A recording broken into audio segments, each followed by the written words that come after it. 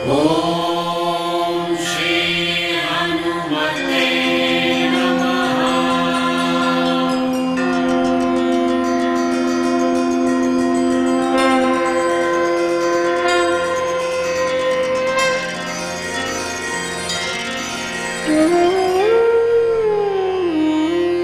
पंचमुख हनुमत कवचम। पंचमुखी हनुमान कवच सभी प्रकार के अनिष्ट को दूर करने वाला है। इसके नियमित पाठ से सभी प्रकार के रोग और कष्ट दूर होते हैं। पंचमुखी श्री हनुमान जी का चित्र यदि घर के प्रवेश द्वार पर लगाया जाए तो बड़ा ही मंगलकारी होता है और श्री हनुमान जी की कृपा प्राप्त होती है। भक्तजनों, आइए पंचमुखी श्री हनुमान जी के कवच का पाठ करते हैं।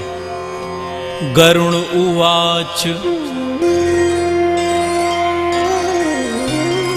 अथ ध्यानं प्रवक्ष्यामि शृणु सर्वांग सुंदरम यत्कृतं देवदेवेन ध्यानं हनुमतः प्रियं पंचवक्त्रं महाभीमं त्रिपञ्चनयनैर्युतं बाहुभिर्दशभिर्युक्तं सर्वकामार्थसिद्धिदम् पूर्वं तु वानरं वक्त्रं कोटिसूर्यसमप्रभं दंष्ट्राकरालवदनं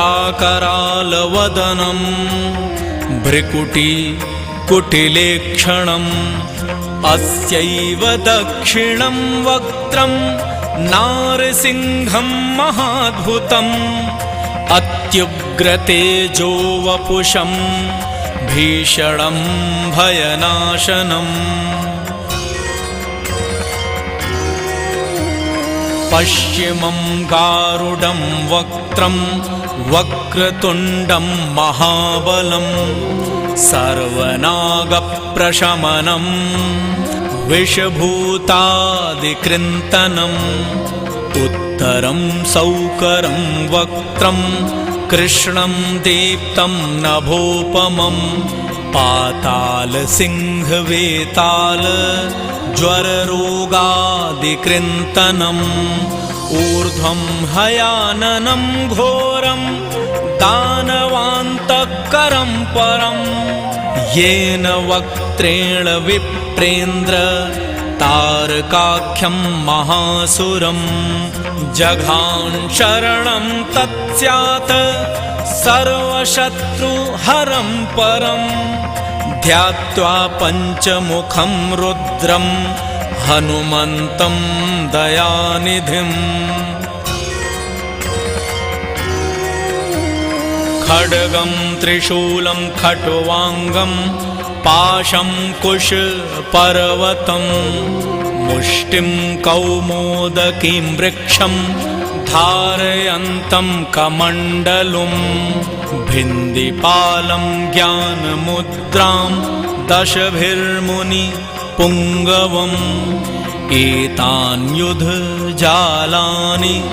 धारयन्तं भजाम्यहम् प्रेतासनोपविष्टं तं सर्वाभरणभूषितं दिव्यमाल्याम्बरं धरं दिव्यगन्धानुलेपनम्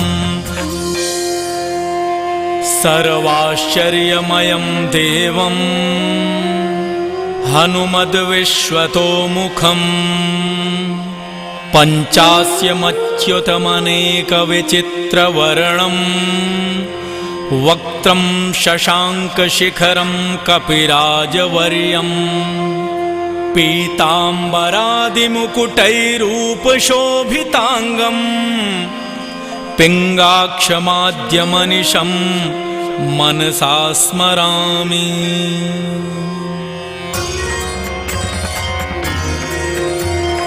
मर्कटेशं महोत्साहं सर्वशत्रुहरं परं शत्रुं शत्रुसंहार मां रक्ष श्रीमन्नापदमुद्धर ॐ हरिमर्कटमर्कटमन्त्रमिदं परिलिख्यति लिख्यति वामतले यदि नश्यति नश्यति शत्रुकुलं यदि मुञ्चति मुञ्चति वामलता इदं कवचं पठित्वा तु महाकवचं पठेन्नरः एकवारं जपे स्तोत्रं सर्वशत्रुनिवारणं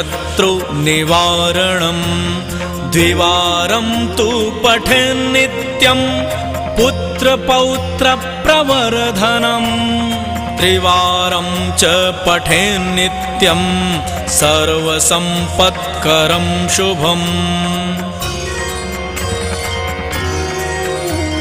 चतुर्वार पठेन्नित्यं सर्वरोगनिवारणं पञ्चवारं पठेन्नित्यं सर्वलोकवशङ्करं षट्वारं च पठेन्नित्यं सर्वदेववशङ्करं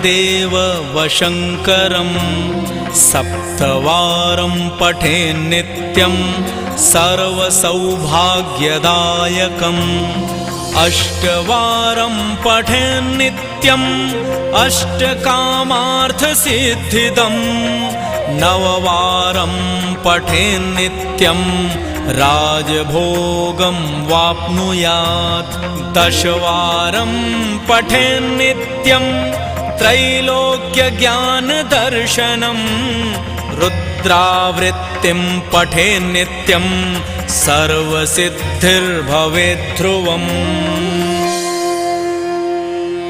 कवचस्मरणेनैव महाबलं वाप्नुयात् इति पंडित शिवदत्त मिश्र शास्त्री विरचिते हनुमद्रहस्ये सुदर्शन संहितायां श्रीरामचंद्र सीता प्रोक्तं पंचमुख हनुमत्कवचं संपूर्णम्।